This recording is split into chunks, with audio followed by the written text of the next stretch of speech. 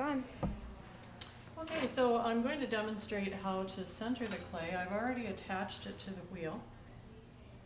And what centering is all about actually is getting the clay on the same axis that the wheel is running. So generally when we put the clay down on the wheel, it's all jumbled up and has wobbles and vibrations, and we want to get rid of all that. We want to get the clay so quiet that it could run underneath my hand without my hand really even being able to feel it. So when I center, I use a technique that's called coning up and bringing down.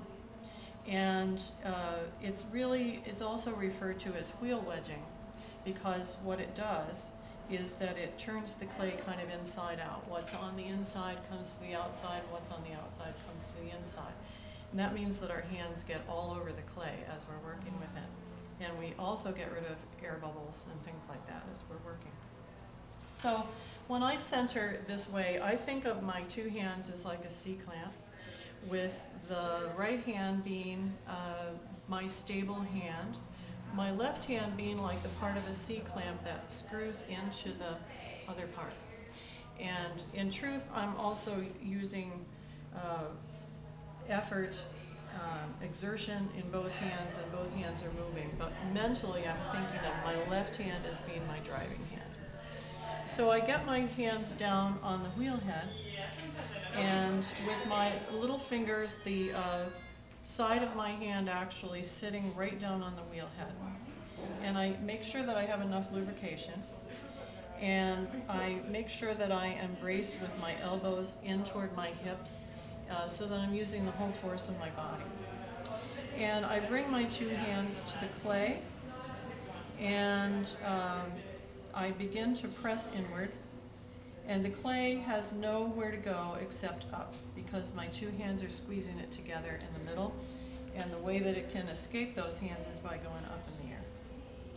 And as the clay gets taller, my hands come up the clay, and my thumb, as soon as I can get a thumb onto the top of the clay, I actually get a thumb up at the top, straight across the middle, and pushing downward a bit. And that keeps a bowl from forming on the top of the clay. So I may end up doing that motion a couple of times so that the clay gets up in a nice sort of pillar shape. And how tall the pillar is has to do with how many pounds of clay you're using, how big the lump of clay is. So notice that when I'm doing this, the part of my hands that is really exerting pressure on the clay is sort of the heel of the hand all the way around, and the lower surface here. Okay, so the clay is up in the air, and now I'm going to bring it down. So I reverse the order of my hands, and I am going to make my left hand now be my more passive hand, and to position it, I just kind of think of it as embracing the clay. And then I bring my right hand to the clay, and I link my right pinky with my left thumb.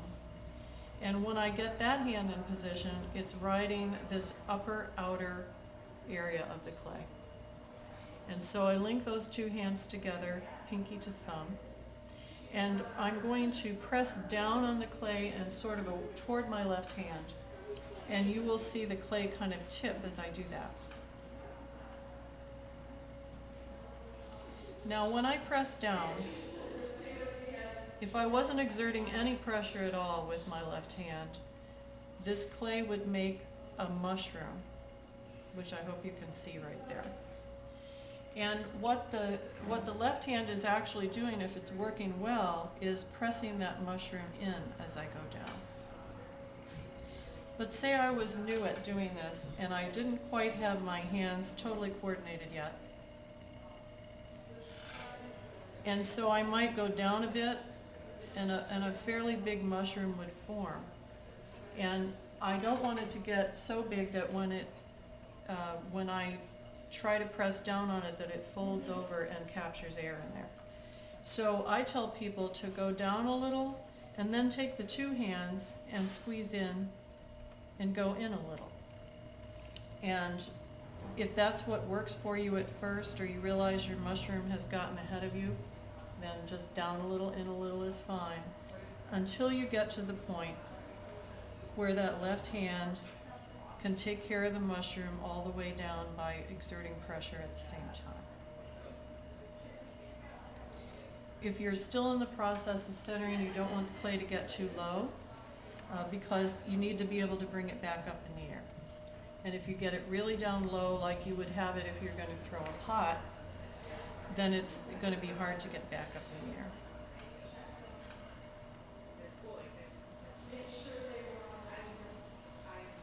So now often you'll get clay to the point where up here at the top it's kind of quiet, it's really centered, but down at the bottom you've got bumpy vibrations and wobble and ricketiness, I call it. So I have a couple of other techniques to do kind of finishing up centering the clay. The first one is putting my hands thumb over on top of the clay. So see, right now my thumbs are thumb over thumb and resting on the clay. And when I put them like that, and I'm going to take one hand off just to show you what is happening here. When I do that, the heels of my hands are up against the clay back in the back. And so if I make a line here, you'll see that it never comes around to the other side, because it disappears as it goes under the heel of this hand. So that just shows you what is happening to clay as it rides under the heels of my hand. And then I'm going to bring, now I've got those parts of my hands in position, I'm going to bring my fingertips around the lump of clay. And this area down here is where I'm usually fussing with not being able to get it centered.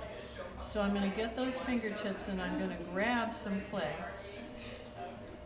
And hopefully you can see that right in here is kind of a ridge of clay that I'm bringing up. And when that ridge of clay gets up to the top, the only place that it can go is under the heels of my hand.